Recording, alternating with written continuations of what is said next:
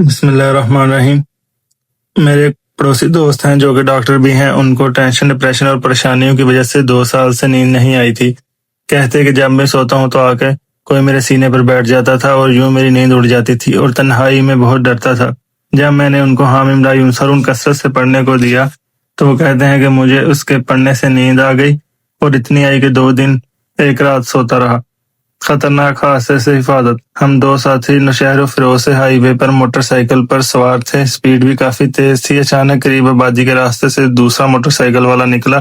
بس دوست نے فوراً بریک لگائی، لیکن سپیڈ کی زیادتی کی وجہ سے موٹر سائیکل قابو سے باہر ہوگی، لیکن حامیم لا ینصرون کا وظیفہ زبان پر جاری تھا۔ پتہ نہیں کیسے گاڑی ایسے کھڑی ہوگی جیسے کسی نے ہاتھ سے روک لی ہے۔ 2010 میں ہمارا سندھ سیلاب کی زد میں تھا۔ ہمارے علاقے کے قریب کافی گاؤں پانی میں بہہ گئے، کافی لوگ بے گھر ہو گئے، بہت خستہ حال تھے، کھانے کی روٹی نہیں تھی، بیماری کے علاج تک کے لیے ان کے پاس کوئی خرچہ نہیں تھا۔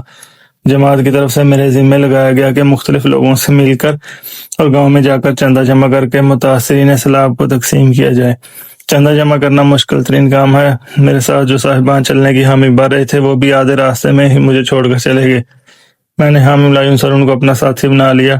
الحمدللہ کافی خوراک، بستر، دعائیں اور رقم جمع کر کے وہاں پہنچائیں، جبکہ یہاں حال یہ تھا کہ لوگوں کی بے صبری اور بد نظمی کی وجہ سے بھی جو بھی فلاحی ادارے راشن وغیرہ تقسیم کرنے آتے تھے ان سے مال چھین لیا جاتا۔ بسا اوقات راشن تقسیم کرنے والوں کو زود و کوب کا سامنا بھی کرنا پڑتا تھا۔ جب میری تقسیم کرنے کی باری آئی تو یہ اتنا مشکل کام تھا کہ میں وہاں کی صورتحال لفظوں میں بیان نہیں کر سکتا۔ جب میں نے مال تقسیم کرنا شروع کیا تو کافی لوگوں نے میرے اوپر حملہ کیا، لیکن میں مسلسل حامیم لا ینصرون کو زبان پر جاری کیے ہوئے تھا، جس کی وجہ سے لوگ مجھ سے خود بخود دور ہو جاتے اور میں نے ان میں سے آسانی کے ساتھ مال کو تقسیم کیا۔ لوگ بھی خوش ہو گئے اور میں ان کے حملے سے بچ گیا۔ یہ صرف حامیم لا ینصرون کے وظیفے کی وجہ سے ممکن ہو سکا۔ تقریباً 450 خاندان میں یہ سامان تقسیم کیا۔ سخت پریشانی سے نجات۔ میرے پھوپھی زاد بھائی ہیں جو دانتوں کے ڈاکٹر ہیں، کراچی میں کلینک کرتے ہیں، کہنے لگے میں نے ایک صاحب سے دکان کرائے پر لی اور اسے خوب ڈیکوریٹ کیا تاکہ اپنا کلینک اچھی طریقے سے چلاؤں۔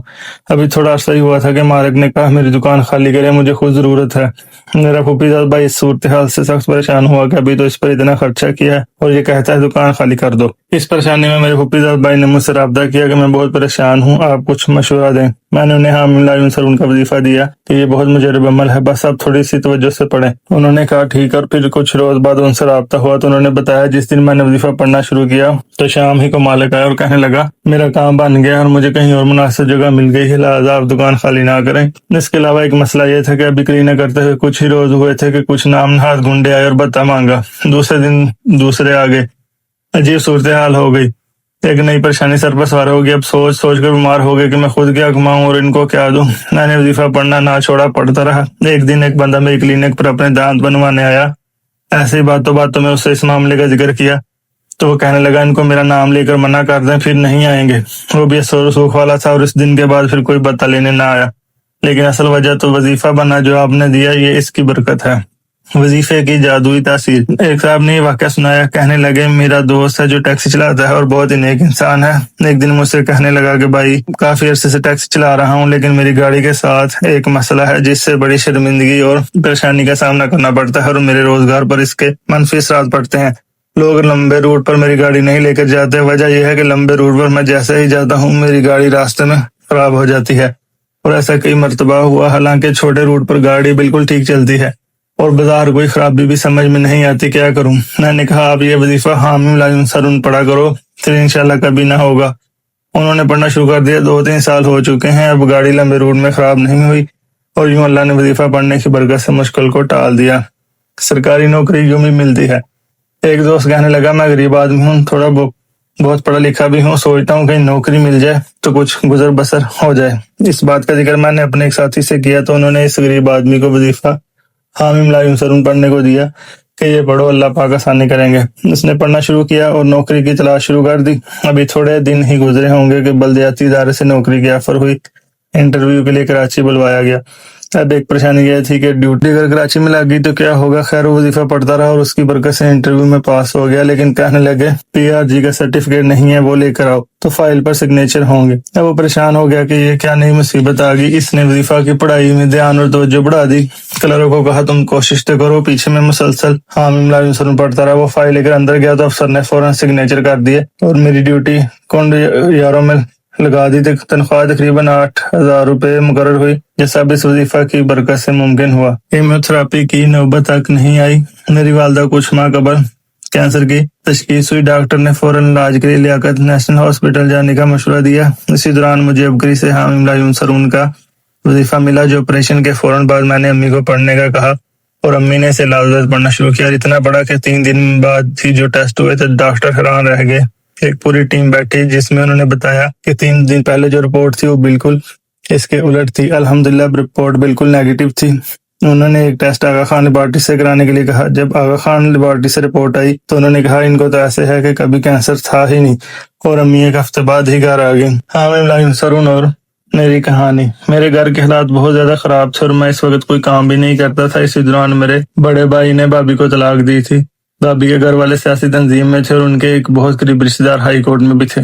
بھابھی کے گھر والوں نے دھمکیاں دینا شروع کر دی۔ میں بہت پریشان تھا تو میں نے لاہور فون کر کے انصاری صاحب کو سارے حالات بتائے کہ حکیم صاحب کو میرے گھر کے حالات بتا دیں اور دعا کے لیے بھی بول دیں۔ انصاری صاحب نے مجھ سے کہا دوبارہ 1 گھنٹے بعد فون کر لینا۔ میں نے دوبارہ فون کیا تو انصاری صاحب نے بتایا کہ حکیم صاحب نے فرمایا ہے کہ حامیم لا ینصرون کا وظیفہ بہت کثرت سے وضو بے وضو پڑھو اور سارے گھر والے پڑھیں۔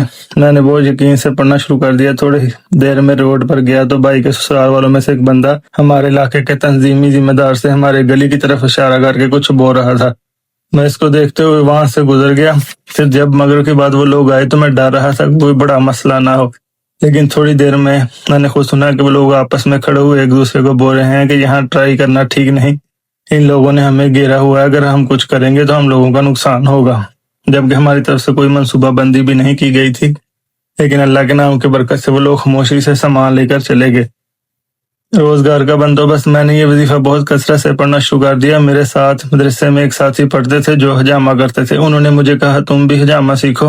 میں نے حکیم صاحب سے حجامہ کی اجازت لی کہ میں یہ کام کر لوں تو حکیم صاحب نے فرمایا اللہ والے یہ کام بہت اچھا ہے، آپ یہ ضرور کرو۔ میں نے حجامہ لگانے کا طریقہ سیکھنا شروع کر دیا اور اللہ نے ایسی برکت دی کہ میں سوچ بھی نہیں سکتا تھا، اور آج حکیم صاحب کی دعاؤں سے اور اس حامیم لا ینصرون کی برکت سے اللہ نے مجھے غریب کو جہاز میں ہسپتال والوں کے خرچ پر بھی سفر کروا دیا اور حضرت حکیم صاحب کی زیارت کا ہر مہینے موقع بھی عطا کیا۔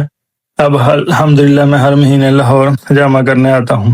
1.25 کروڑ پڑھو۔ اس کے بعد میں یہ وظیفہ پڑھتا رہا۔ چند ہی دن گزرے تھے کہ حضرت کی سخر آمد ہوئی تو میں نے حضرت کو خط لکھ کر بتایا کہ ایسا ہوا ہے اور میں ابھی چند 100 دفعہ حامیم لا ینصرون دن میں پڑھ رہا ہوں اور کام کے لیے بھی پریشان ہوں۔ تو حضرت نے فرمایا تم حامیم لا ینصرون کو ہزاروں کی تعداد میں پڑھو اور 1.25 کروڑ دفعہ پڑھ کر مجھے بتاؤ۔ راستے کھلے اور کھلتے چلے گئے۔ میں گزشتہ 2 مہینے پہلے کراچی سے لاہور آیا تھا۔ میں کئی سال سے سنت علاج حجامہ کر کے مخلوق خدا کی خدمت کر رہا ہوں۔ اسی سلسلے میں لاہور کے ایک معروف ادارے نے ہماری ٹیم کو کراچی سے بلوایا تھا کہ وہ اس علاج کو یہاں متعارف کرانا چاہتے ہیں۔ خیر واپس جانے سے پہلے ایک رات میں نے تسبیح خانے میں گزاری۔ صبح پورے 8 بجے میری فلائٹ تھی۔ جب میں ایئرپورٹ جانے کے لیے سڑک پر پہنچا تو 6:30 بج چکے تھے۔